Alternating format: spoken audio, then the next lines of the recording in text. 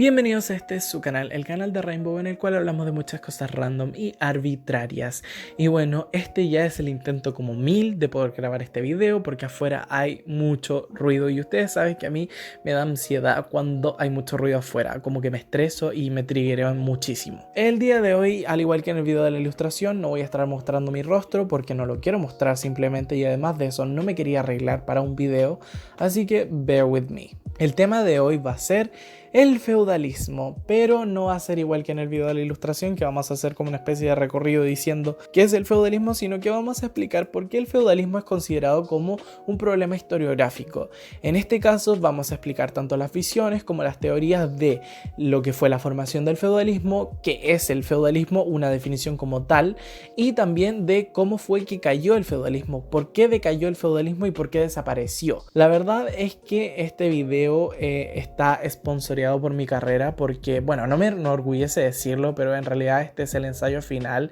de una asignatura de historia medieval que tuve el semestre pasado. Quería ahorrarme la paja de hacer un guión, así que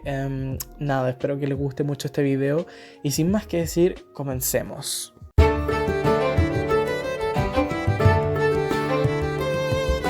El feudalismo es quizás una de las instituciones más conocidas y citadas de la Edad Media, una de las cosas más características de esta etapa tan complicada que es el occidente medieval, teñido de diferentes matices y colores, glorificado o demonizado dependiendo de la visión y el autor e incluso de su tiempo. Para los revolucionarios franceses del siglo XVIII, acabar con el feudalismo era esencial, pero su definición de feudalismo y derechos feudales, presentadas como aquellos que agravan las tenencias campesinas y que significaban un aspecto infamante de la sociedad, dista mucho de la definición que podemos tener nosotros que vemos esa sociedad lejana a través de un espejo, y luego de todo lo escrito y representado en los medios de comunicación como el cine, la televisión, etc. El feudalismo, a pesar de que muchos quieran darle una definición, sigue siendo uno de los temas más estudiados y controversiales del medievalismo por sus muchas visiones e interpretaciones. El tema feudalismo, o peor aún, ¿qué es el feudalismo?, es una de las preguntas más inocentes pero a su vez más difíciles de responder,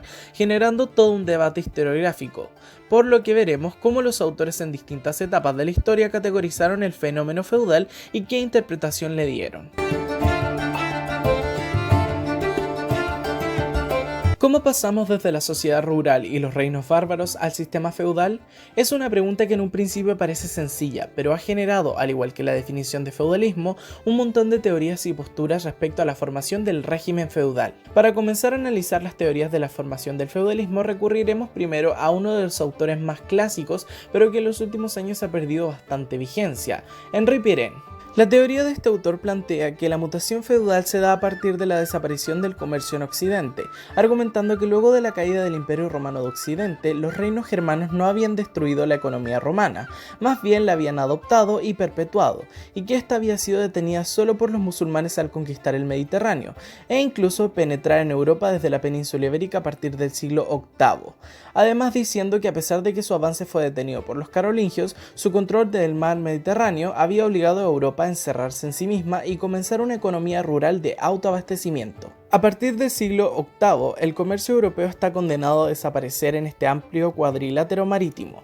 El equilibrio económico desde la antigüedad, que había resistido a las invasiones germánicas, se derrumba ante la invasión del Islam. Es lo que nos dice Pirenne acerca de este hecho, aunque su teoría ha quedado obsoleta y desmentida por otros autores, como lo veremos a continuación, por ser tachada de incorrecta. La segunda de las teorías es la presentada por Marc Bloch, quien nos introduce al mundo del siglo IX planteando que gracias a la segunda oleada de invasiones, las invasiones vikingas, normandas, entre otros, el panorama de incertidumbre y desorden había hecho que los precarios estados que se estaban formando se vieran obligados a separarse para encontrar más seguridad para las distintas provincias de cada reino, debido a que las invasiones habían introducido un debilitamiento del poder real. En su libro La sociedad feudal nos explica lo que pasa en Francia en los tiempos de Luis el Piadoso con respecto a las segundas invasiones diciendo: apenas transcurridos 50 años, llegaron de nuevo los bárbaros y se tuvieron que construir a toda prisa nuevas fortificaciones. Los muros y las empalizadas con las que entonces Europa empezó a erizarse fueron como el símbolo visible de una gran angustia. Las incursiones normandas también se recogen en la Crónica Albeldense, escrita alrededor del 881, que calza con esta teoría, la cual narra la incursión de estos hombres en el reino de Asturias. Algún tiempo después, las armadas de los normandos desde el océano septentrional llegaron a la ciudad de Gijón. Ramiro envió contra ellos un ejército con sus duques y condes, que dieron muerte a una multitud y quemaron varias de sus naves. Los que lograron huir acometieron a Hispalis, Sevilla, una ciudad de Hispania. Se apoderaron de ricos despojos y dieron muerte con el fuego y el acero a un crecido número de caldeos. Finalmente, la teoría de Chris Wickham, que nos propone una teoría que trata de responder a la teoría presentada por Pirén, argumentando que la formación del feudalismo se dio no por la decadencia del comercio, al contrario, por la reactivación de este, argumentando que en el periodo entre la caída del Imperio Romano de Occidente hasta más o menos el siglo IX, hubo un fenómeno conocido como el modo de producción campesino, un modelo de transición en donde los campesinos tuvieron que volverse independientes de algún patrón y autoabastecerse, pero que con la reactivación del comercio, la aristocracia comienza a crear vínculos y relaciones vasalláticas para asegurar una cosecha y un excedente mayor al que podían producir por sí solos, por lo que ya para el año 1000 el régimen campesino ya casi había desaparecido por el avance feudal, diciendo: tras un periodo en el que en la mayor parte de las regiones se observa un retroceso en la posesión aristocrática de tierras, podríamos decir que muchas zonas se habían independizado del señorío aristocrático, es decir, feudal, al que se hallaban sujetas ya fuera parcial o totalmente.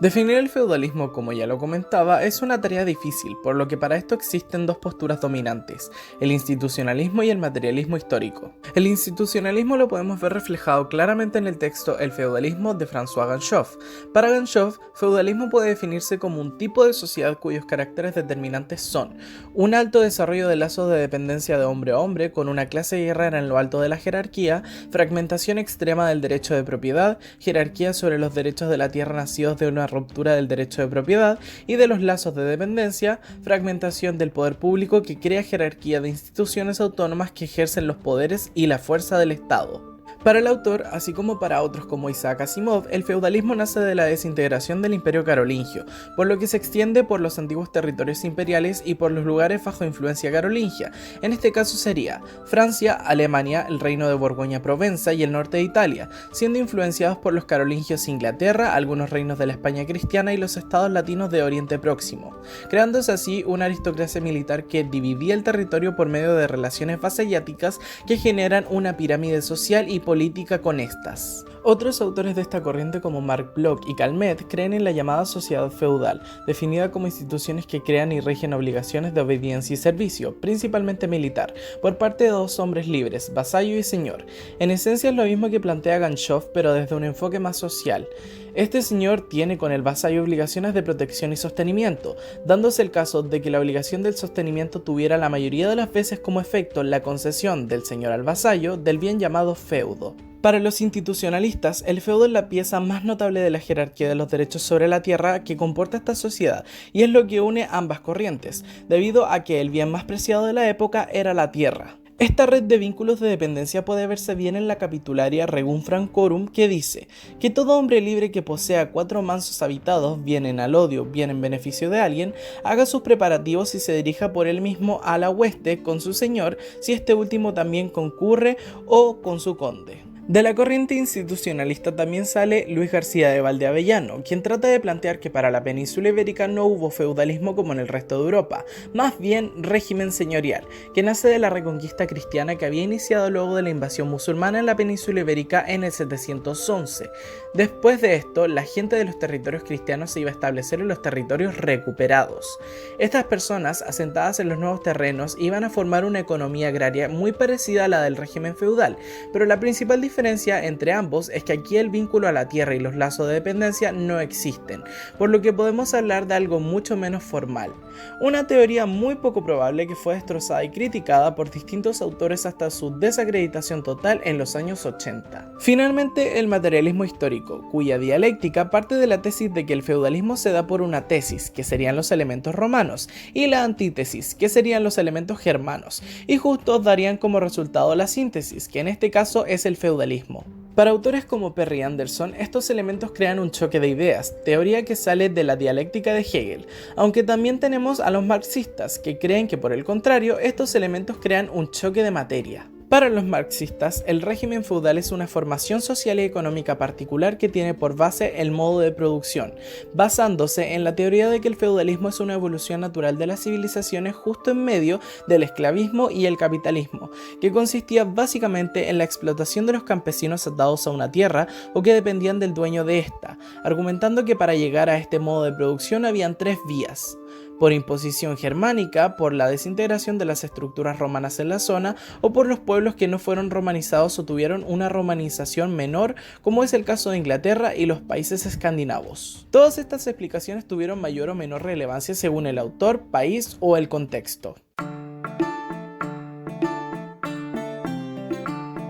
Para explicar finalmente la caída del feudalismo, nuevamente hay varias vías, como la tesis malthusiana, que propone un modelo en el que el deterioro feudal se da a partir de la interacción entre el hombre y el medio. En este caso, la tesis de autores como Duveen nos habla que el cambio climático hacia la pequeña edad de hielo, la sobrepoblación y la consiguiente colonización de tierras de mala calidad y finalmente la peste negra generaron una gran mortandad, que cuando la crisis terminó, permitió que los campesinos que quedaron vivos comenzaran a exigir una mejora en las condiciones de vida, lo que dio como resultado el deterioro de las instituciones feudales, aunque algunos antecedentes presentados por esta teoría podrían estar desmentidos, como el tema de la sobrepoblación, porque por ejemplo, en algunas zonas de la península ibérica como Portezuelo, un poco antes de los momentos de la peste en 1348, el poblado estaba lleno de bosques y osos, lo que nos demuestra que no había asentamiento humano en la zona. Otra de las visiones es la marxista, que a diferencia de la tesis de Dubé, nos habla esencialmente de las relaciones sociales y económicas de finales de la Edad Media,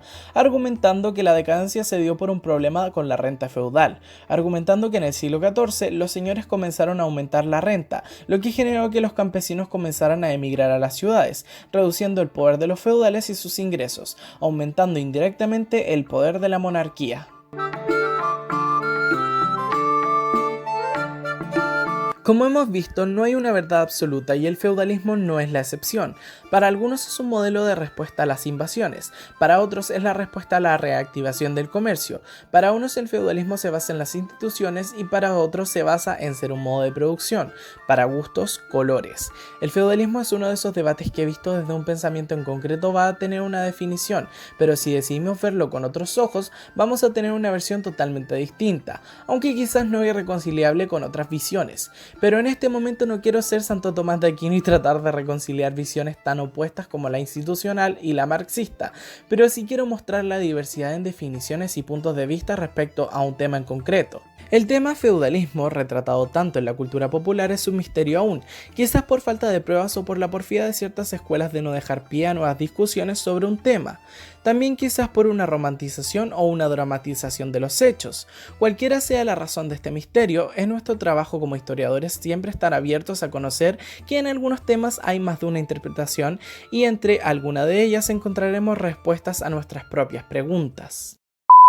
Bueno, y yo creo que voy a parar de hablar aquí porque la verdad es que este video ya está quedando un poquito largo, así que no me quiero calentar la cabeza después editando. Bueno, espero que les haya gustado este video. La verdad es que hice esto como una forma de explicarles que en la historia a veces no hay solamente una forma de explicar un acontecimiento, un hecho histórico, sino que hay más de una visión, hay más de una teoría, tanto para la creación de un acontecimiento como para qué fue el acontecimiento o para explicar cómo decayó tal y tal acontecimiento. De hecho, estoy pensando en hacer un remake del video de la crisis del siglo XIV, porque ahora que estoy un poquito más metido en el tema, pues sé efectivamente que la teoría que yo presenté en ese video es solamente una de las formas de ver la crisis del siglo XIV.